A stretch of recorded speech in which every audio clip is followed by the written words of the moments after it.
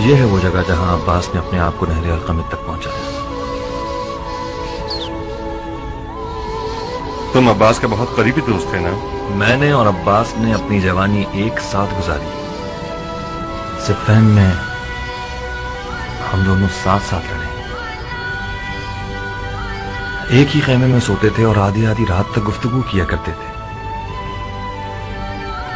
عباس کی آرزو تھی کہ اتنا طاقتور ہو جائے کہ ذوالفقار علی کا وارث بن سکے۔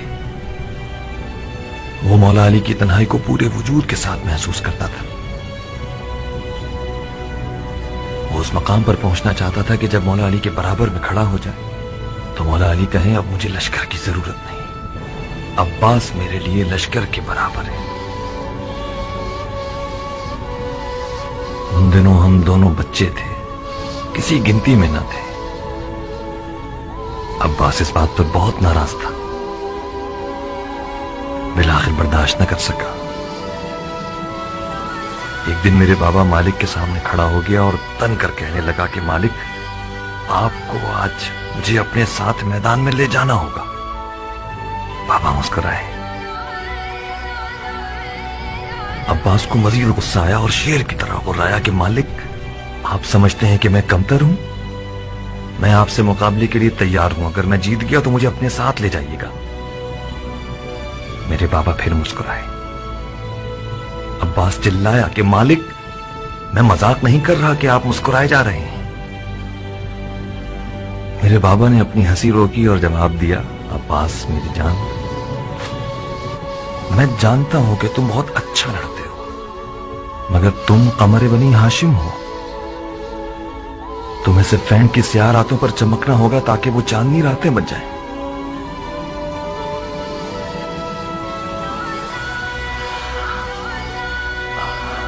عباس نے جب یہ تعبیر سنی تو خاموش رہا۔ نقل ہے کہ جب عباس القمت پہ پہنچا تو شدید پیاسا تھا، مگر اس نے پانی نہیں پیا۔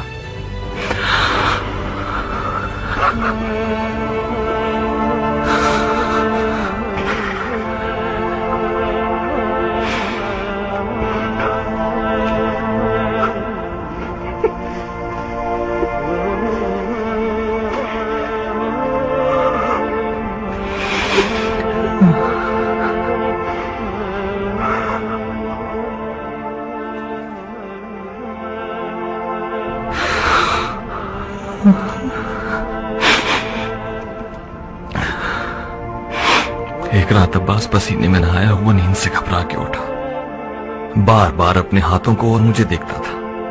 میں نے پوچھا کوئی خواب دیکھ لیا؟ اس نے کہا ہاں۔ میں نے پوچھا کیا خواب دیکھا؟ ٹوٹتی ہوئی سانسوں میں مجھے جواب دیا، ابراہیم، میں نے خواب میں دیکھا کہ میرے ہاتھ نہیں ہیں، میرے ہاتھ کھو گئے تھے۔ میں اپنے ہاتھوں کو ڈھونڈ رہا تھا کہ اچانک میں نے گدھ کے جیسا ایک پرندہ دیکھا جس کی چونچ میں میرے ہاتھ تھے۔ وہ میرے ہاتھوں کو کھانا چاہتا تھا۔ میں نے اسے پتھر سے مارنا چاہا، مگر مجھے خیال آیا کہ میرے پاس تو پتھر اٹھانے کے لیے ہاتھ نہیں۔ میں نے چلا کے کہا، او لاش خور، میرے ہاتھوں کو مت کھاؤ، وہ ہاتھ میرے ہیں۔ اچانک گدھ بولنے لگا، عباس، تم ان ہاتھوں کا کیا کرو گے جب تمہارے پاس اتنے پیارے پر ہیں؟ میں بھوکا ہوں، مجبور ہوں، میرے پر ٹوٹے ہوئے ہیں، تمہارے ہاتھ مجھے سیر کر دیں گے۔ تم اپنے ان خوبصورت پروں کے ساتھ پرواز کرو، جاؤ آسمان پہ اڑو۔